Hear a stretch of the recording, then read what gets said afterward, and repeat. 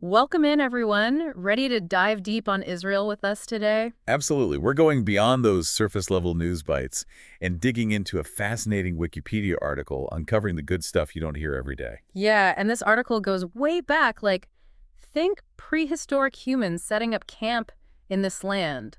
Millennia of history, all in one place, which is kind of mind-blowing when you really think about it. It really puts things in perspective, doesn't it? Totally. But okay, let's talk about the name Israel for a sec, because I was super surprised to learn that it actually shows up in an ancient Egyptian inscription. Did you know that? Oh, absolutely. The Merneptah stele, it's called, Yeah. dates back to around 1200 BCE, which is, what, way before even the Bible, right? Right. It's like finding a hidden message from the past. So we're talking about a name, an identity that's been around for centuries upon centuries.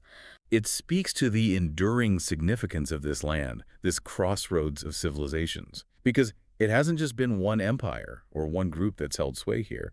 It's been a constant flow of different cultures, different religions, all leaving their mark. It's like a real-life Game of Thrones, with empires rising and falling, and, well, you know the rest. Aha, that's a great analogy.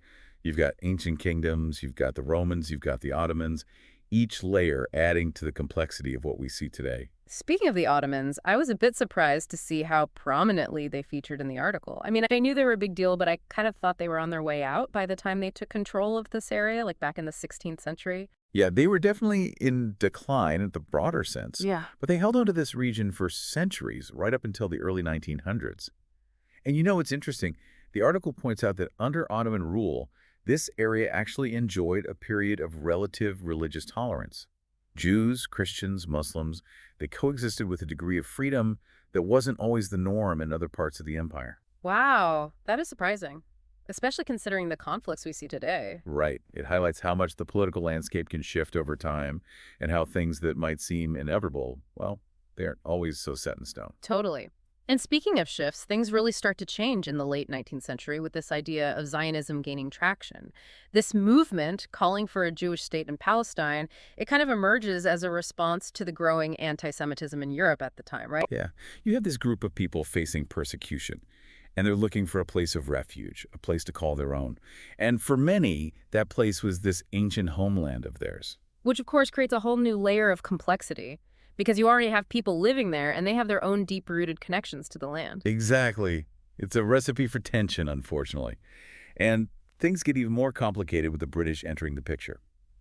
The Balfour Declaration in 1917, they pledged their support for a Jewish national home in Palestine. Which, as well-intentioned as it might have been, it essentially throws gasoline on an already smoldering fire. Right.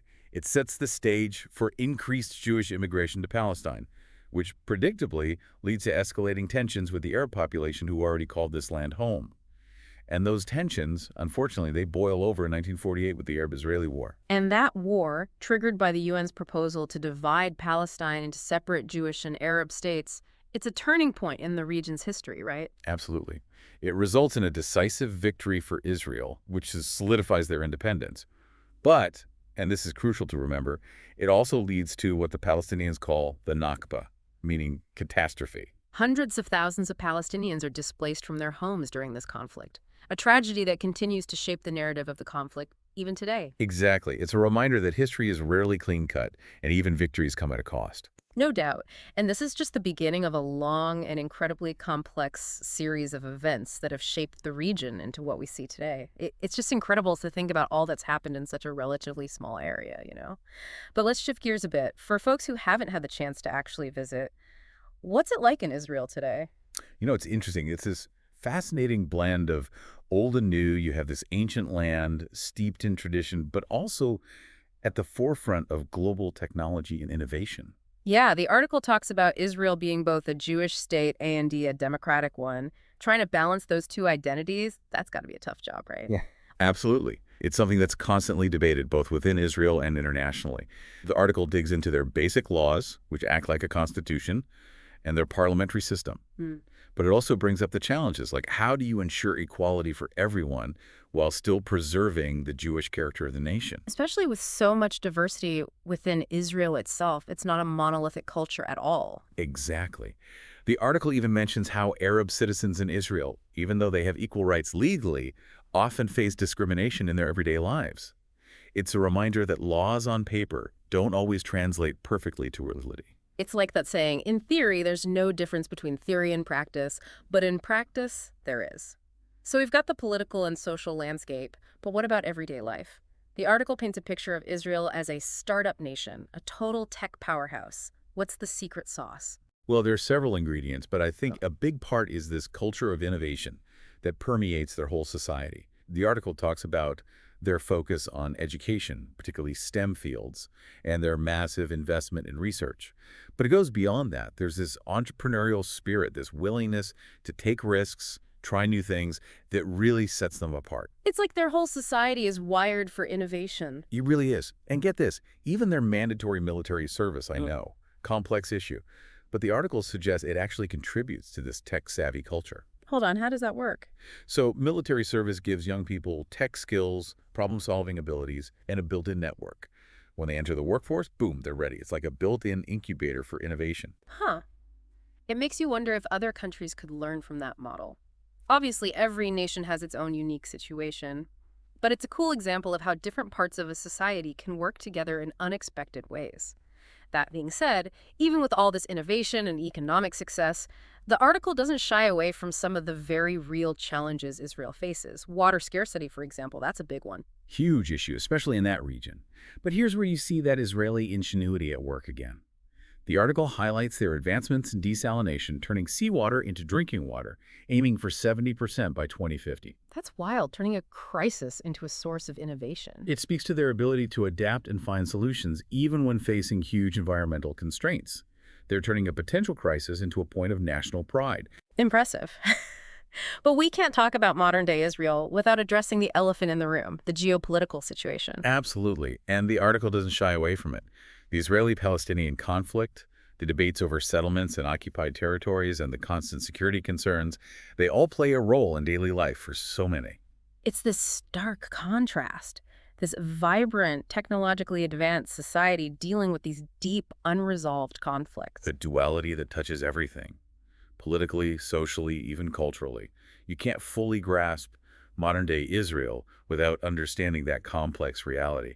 We've covered so much ground, from ancient history to cutting-edge tech, but this deep dive wouldn't be complete without tackling the elephant in the room, the Israeli-Palestinian conflict. And this article doesn't shy away from the thornier aspects of it, does it? Not at all. It's important to move past those surface-level headlines and really grapple with the different perspectives, the historical baggage, all the things that keep this conflict going. And one term that jumps out, frankly a term we can't ignore, is apartheid.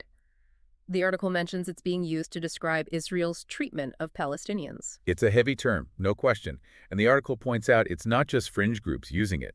Major organizations, Amnesty International, Human Rights Watch, they've both used it to describe certain Israeli policies, especially in the occupied territories. The article even brings up the International Court of Justice's 2004 opinion on that West Bank barrier. Seems pretty relevant here. Hugely relevant. The court said straight up, Mm-hmm. that barrier, built mostly inside Palestinian territory, violates international law, contributes to what they called a regime of segregation. That's a serious statement. It's a lot to unpack, and it really makes you realize how serious the situation is. But the article also mentions Israel pushing back hard on these accusations. Yeah, and their argument is that it's about security. They point to Palestinian terrorism, the need to protect their own citizens. They also say they haven't always had a reliable negotiating partner in the Palestinian leadership. It's a good reminder that these things are rarely black and white.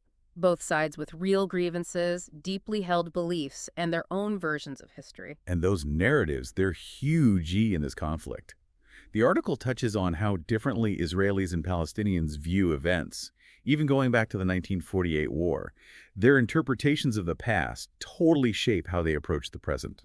Trying to solve a math problem where each side is using different numbers, that's what it feels like. Exactly. And that's what makes the solution so hard. You've got to acknowledge those different narratives, understand the root causes, and find a way to address both sides' needs, Israeli and Palestinian. Definitely no easy answers here, but this deep dive has given us a lot to think about. A ton. And hopefully it makes people want to go beyond just this one article, keep exploring these issues, but do it in an informed way. Couldn't agree more. And on that note, we'll leave you with this. What role do you think the international community can and should play in finding peace and justice here? It's a big question, no easy solutions, but one worth thinking about. Thanks for joining us on this deep dive, folks. Hope it sparked your curiosity, made you want to learn more about Israel and this incredibly complex region.